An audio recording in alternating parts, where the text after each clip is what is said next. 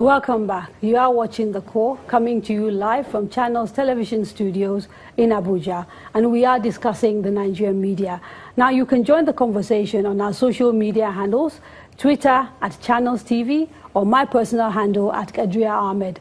Please use the hashtag NGTheCore. We are also on Facebook at Channels Forum.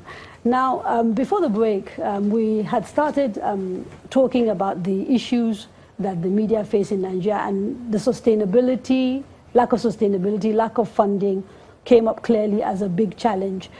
We heard in that little clip someone saying that journalists don't get paid, but somehow media owners end up with very fat accounts.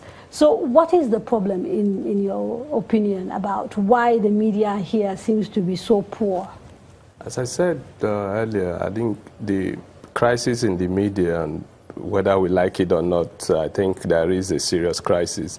It's a reflection of the crisis in the larger Nigerian society. So the economy that is, that's gone on a free fall is affecting the media, no doubt. So sales of newspapers are going down. But how else are media houses? People say that actually, if you look at the lifestyles of media owners, they are often, quite wealthy and flamboyant, suggesting that actually there's money. We know how they make their money. Certainly, it's not through the sale of newspapers.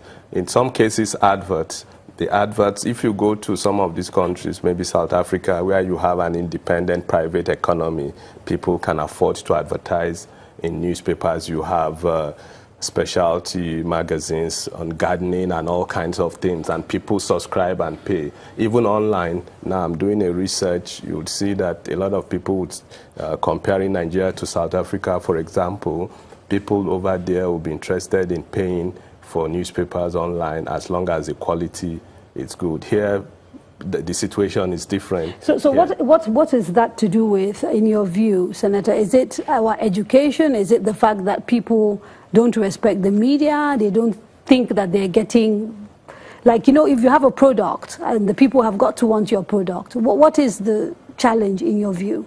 Well, I think the first challenge is to look at the entire population of the country and look at what percentage of that population is educated enough to have recourse to, like, say, newspapers and the rest. But like he said, it's a reflection of the crisis in the larger society. And I'll give you an example. That very statement by that person who said, while they are not paying salary, the owners are living a flamboyant life. Yes. There is hardly a media house in Nigeria today that does not organize, either on quarterly basis or annual basis, an award ceremony. And this award goes to people in government. So, ironically, in the morning, you read an editorial that says that the worst form of governance is at this time. And then in the evening, in Nikon, you find the same newspaper saying these are the best governors of so ethical, what I'm hearing... So it's an issue of ethical crisis. I'm hearing the ethical crisis, but for someone like you, who sort of runs now and is a media institution, you need to, like you pointed out, what are the sort of ways you now have to utilize to make sure that your staff are well paid? What's the way out of this? Well, I think the way out of it is bigger than what FRCN can do, because FRCN is just a parastatal of the federal government, and even if I want to pay, better in FRCN, I'm not able to do it because I don't have the funding. But I recognize that they are not well paid, and that is one of the biggest problems that I have. Because if you have a demotivated workforce and you're trying to work with them, then it's very difficult.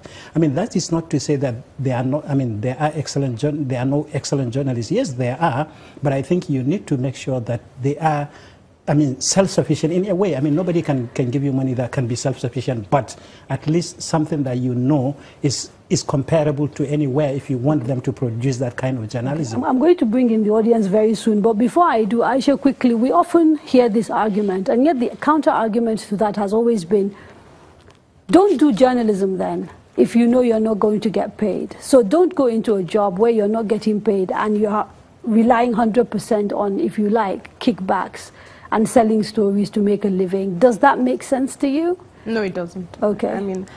I think that we're being a bit too hard on journalists and media. I honestly feel like we're doing the best in a bad situation. The whole country is impoverished. We're all doing our best. So for me, I'd rather focus on how can we do better.